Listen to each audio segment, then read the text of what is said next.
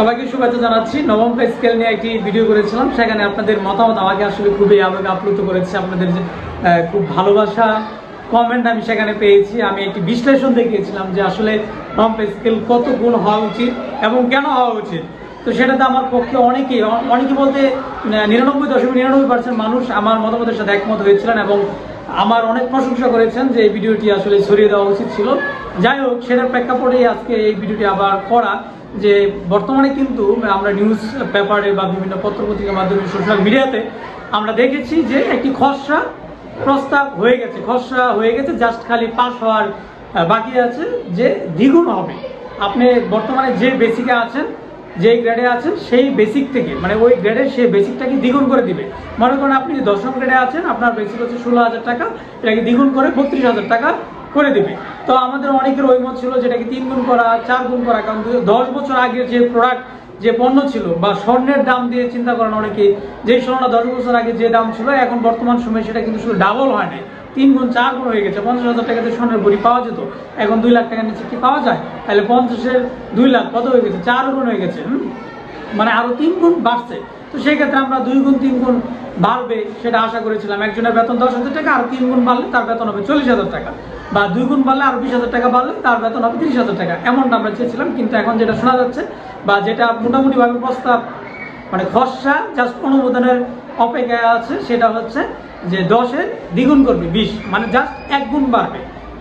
তো এটা নিয়ে আপনারা আসলে কে সন্তুষ্ট, বা আসলে এমনটা আপনারা প্রত্যাশা করেছিলেন কিনা, এমনটা চাচ্ছেন কিনা, বা আপনাদের অভিমত আর কি ছিল সেটাও একটু জানাতে পারেন। আমরা জাস্ট নিজেদের ভালো লাগা ভালোবাসা শেয়ার করা আর কি। আমরা যতই বলি না কেন, যারা কর্তৃপক্ষ তারা যদি না দেয়, তারা যদি না করে, সেটা তো হবে না। এখন এখানে এই যে দ্বিগুণ করছে, এটার প্রেক্ষিত আবার যারা বেসরকারি চাকরিজীবী আছেন, বিভিন্ন আছেন যারা, তারা কিন্তু আবার বিভিন্ন ঐমত দিচ্ছেন যে তাদের কি হবে। তো আমার আগের ভিডিওতে আমি কিন্তু বলেছিলাম বেসরকারিরা অটোমেটিক্যালি সময়ের সাথে তাল মিলে তারা বেশি টাকা বেতন পায়।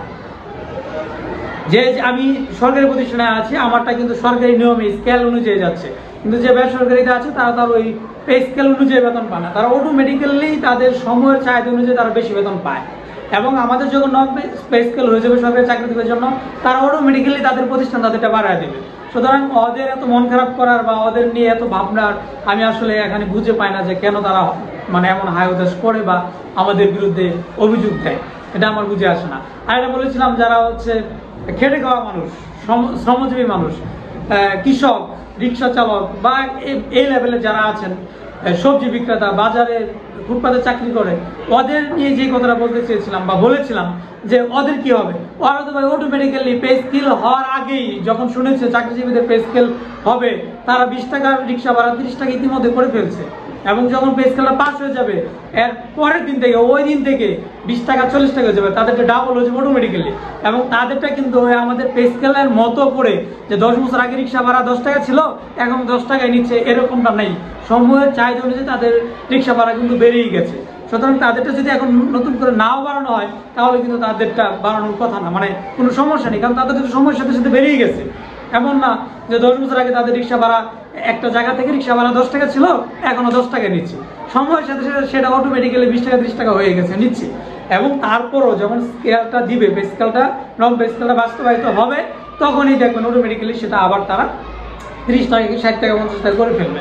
এবং আমরা যারা বাসা ভাড়া থেকে, আমার তো মস্তিষ্কের মধ্যে একটা টেনশন হয়েই গেছে যে আমার বাসা ভাড়া নাকি বাড়ায় দেয়। আমি ইতিমধ্যে 10-12 হাজার টাকা বাসা ভাড়া দিই। এখন যদি স্কেলটা পাওয়ার পরে তিনি শুনে যে সামনের মাসে বাসা ভাড়া দিতে হবে 20,000 টাকা বা 16,000 টাকা, তাহলে আমার স্কেল বাড়ায় লাভ কি? আলটিমেট আমাদের মূল্যস্ফীতি, শুধু মূল্যস্ফীতি বেড়ে যাবে, মুদ্রার ভ্যালু কমে যায়, এই তো তাই তো হচ্ছে, নাহলে তো কিছুই হবে না। এখন যদি আমাদের বেতন বাড়ার সাথে সাথে অন্য কোনো কিছু না বাড়ে, সবকিছু স্থিতিশীল থাকে, তাহলে এই পে স্কেল আলটিমেট সত্যিকার অর্থে কাজে আসবে, নয়তো কাজে আসবে না। তো আজকেও আমি যে আলোচনা করলাম, এটার পক্ষে বিপক্ষে যদি কেউ থাকেন মতামত দিতে পারেন। সবাই সাথে থাকবেন, ভালো থাকবেন, সে প্রত্যাশা এখানেই শেষ করছি। আল্লাহ হাফিজ।